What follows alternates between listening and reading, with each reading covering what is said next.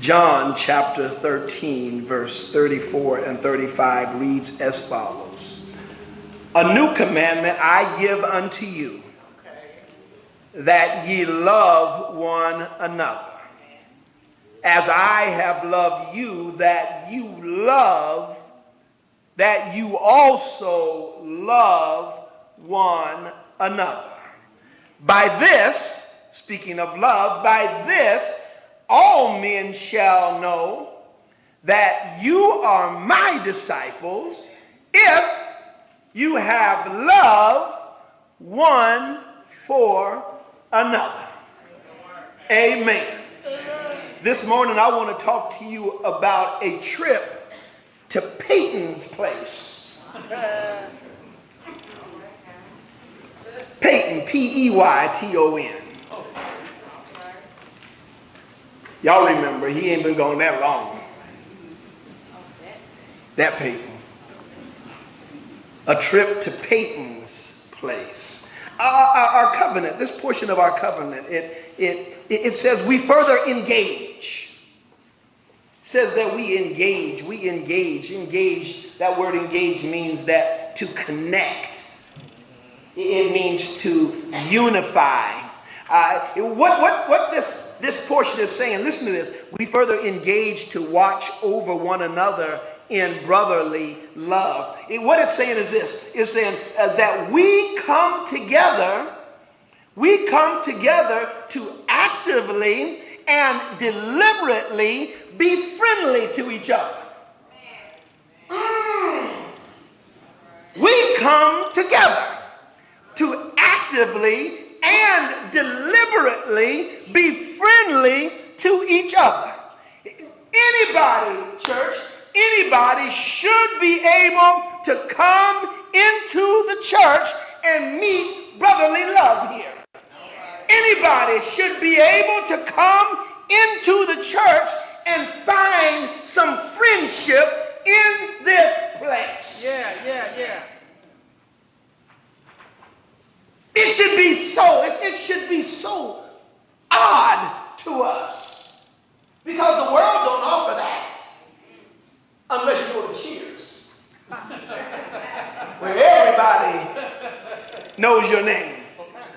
But you should be able to come into the church and find some friendship up in this place. In fact, it should be so different to us.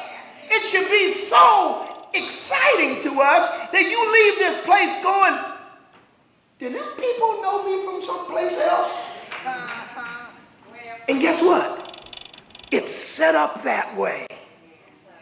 God set it up that way. You should be able to leave this place feeling like we know one another, because this covenant is laying out how we really should be.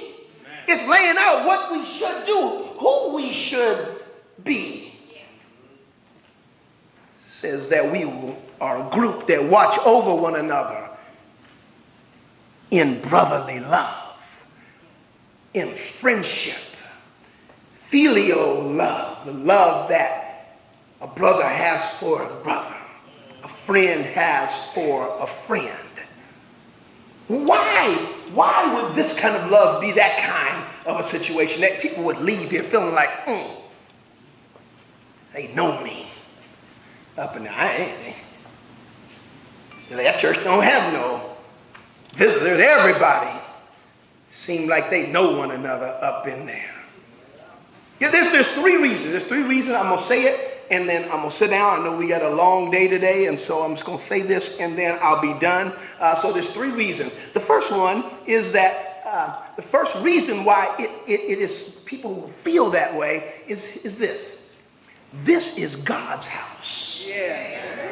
Amen. This is God's house. Y'all, love lives here. This is God's house. Love lives here. You know why? Because God is love. Look at this. When I was working at UPS, when I was working there was a period of time in the last couple of months of the year where we had to hire extra help. because there were so many packages that were coming through. We had to hire some extra people to come in. We called them driver helpers, and they would help the driver out. And one day, one of the driver helpers came back at the end of the day, and he was so excited to tell this story. He said, "We went out today, and I delivered a package to Peyton Manning's house."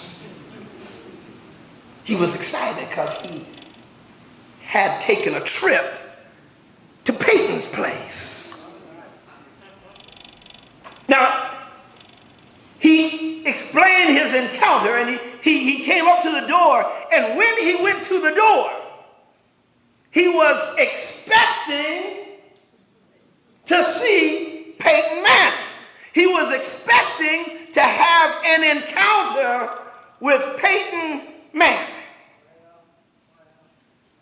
Because if you go to Peyton Manning's house, you expect to see Peyton Manning there. This is God's house. This is God's house, and you should have come to this place expecting to have an encounter with God. You should come here expecting to have an encounter with love. Why? Because love lives here. Preach, Woodall. I think I will.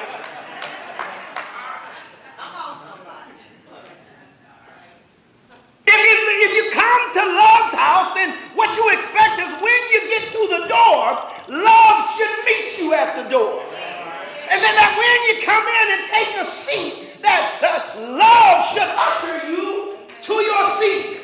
And as you sit in the pews and the choir sings, choir is singing love songs to you. Yeah. When it finally comes time to hear the word, love should be all up in the pulpit. Yes, it should be. Yes. And guess what? Love should even be in the pews next to you. Yeah. Yeah. Why? Because God is love, and this is God's house.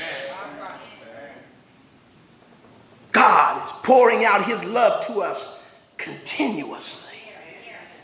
And because of that, because of the continuous presence of his love, then friendship, the opportunity for friendship is optimized. You find this place as a place of peace. First reason why people can just leave this place feeling like something is special is because this is God's house and love lives here. Second thing is that the church has already been properly equipped to make people feel that way. Look, that young man, when he came back, went to the door, knocked at the door, expecting to have an encounter with Peyton Manning. But he did explain he was a bit disappointed. Peyton Manning did not come to the door. Y'all, Peyton wasn't home. Peyton wasn't home. Somebody else came to the door. And here's the thing. You know what? You know what they were doing? The person that came to the door? The person that came to the door wasn't Peyton's wife. It was somebody else that was there. You know what that person was doing? Look, they were there making sure that Peyton's house was being run right while Peyton was away handling business. You see, not everyone gets to work for Peyton Manning. Not everyone gets to work for him. If he hired them, it's because he saw some potential in them. Yeah. Potential for what? That they had the potential to get the work done while he was away. I didn't say that well because y'all didn't get that part of it. Look, let me say it this way. He believed believed that they had the potential to make sure that everything was working right while he was away. Because here's what happened. When he comes back, he expects to see that the grass is green. He expects to see that the grass has been freshly cut. He expects to see that the shrubs have been well trimmed. He expects to see that the floors have been vacuumed, that the surfaces have been dusted, that the vehicles have been well maintained, and that they have been also cleaned and shined. That's what he's expecting while he is away. But when he comes back, he wants to see that. Yeah. People come to the church expecting to have an encounter with God. But they come to the door and they meet somebody else. What are you doing here, church members? What you're doing is making sure that God's house is being run the way that Jesus wants it to be run while he's away handling business. What's he away doing? He's away preparing a place for you. And he's coming back. Anybody can come and work in God's house, not because of the potential that he sees in you, but because of the potential that he has already put in you. Preach Woodall. He saw potential in you. Potential for what? Look, he gave you the potential to make sure that everything is working right while he's away. Yeah. You know how to do that? Watch over one another in brotherly love. Watch over one another in brotherly love. We got to come together to actively and deliberately be friendly to each other. Yeah. He expects to see that you were loving everybody while he was away. You know how I know that? Because he said this, by this, all men will know that you're my disciples. By this, everybody will know you work for me. If you have love one for another. That you have brotherly love for you are friendly to the poor person just like you be friendly to the rich person. That you had brotherly love, that you would be friendly to the sickly person just as you would for the person who is doing well. That you had love, that you would be friendly to the weak person just like you would do if the person was powerful. Watch this, y'all. That you would be friendly, loving to the Trumps just the same way you would be to the Obamas. Yeah. Woo!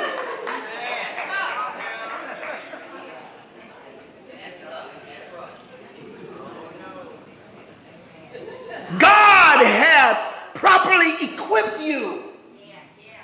He has equipped you to make sure that everything is right while he's away, so that when he gets back, everything will be in order. Jesus isn't here right now, but he's saying, let me give you some love to share. And he gives you an abundance. He gives you an abundance of love. You can't pour out all the love that he gives to you.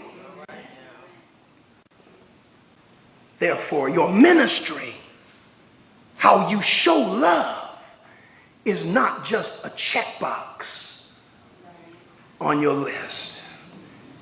People feel should come into God's house, and they should be able to feel like everybody knew, like we already been friends. We've been friends all our life. I just ain't seen you for a while.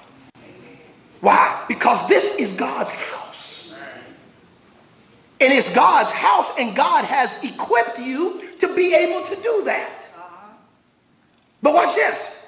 When God sends people here, he sends them here intentionally. That's the third thing. He sends people here intentionally. Look, that young man, he did not just wander around until he ended up at Peyton Manning's house. He didn't just wander into Peyton Manning's house. He was intentionally sent there by the address on the label. The address on the label told him exactly where he was supposed to be going. Can I tell you something? People don't just end up at God's house. People don't just wind up, just accidentally found themselves here at God's house. One of the great mysteries of God is that he can send you someplace and never take away your free will. It's called providential design. He can send you somewhere and you think you went there on your own will. You did it. You made all the decisions on the way and you did just what he was planning on you doing. You know, can I give you an example of it? Yeah. The fact that you are sitting in this room right here and right now is the perfect example. You made a decision this morning. You could have gone any place else. You could have stayed home. You could have slept. You could have went to your cousin's church. You could have went anywhere else. But you ended up in this place right here and right now. You made the choices. You decided what you were going to do. And you ended up right here. Here's the part about it. Watch this. If you were able to go back and to look at God's notes at the beginning of time, telling who would be in this room at this time, you can go down the list and there would be your name. Yeah. Long before you were even thought about, he already had your name down at August 4th, 2019. You would be sitting in here listening to John Woodall. John Woodall, who's that? I don't know, he ain't been born yet. But you want me watching him, listen to him preach this word. Yeah. All right.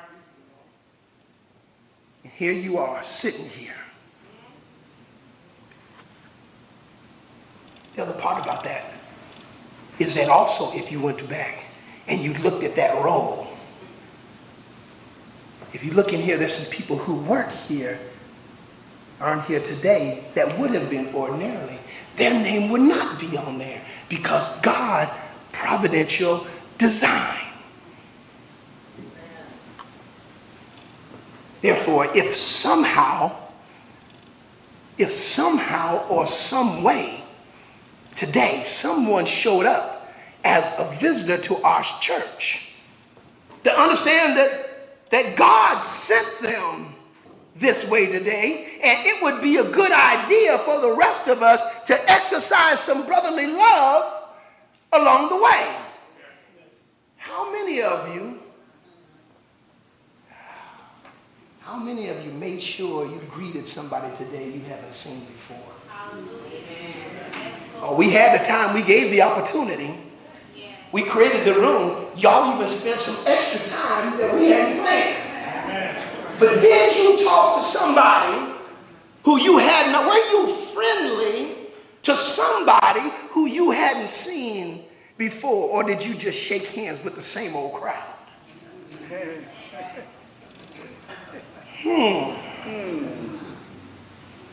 Preach, Woodall.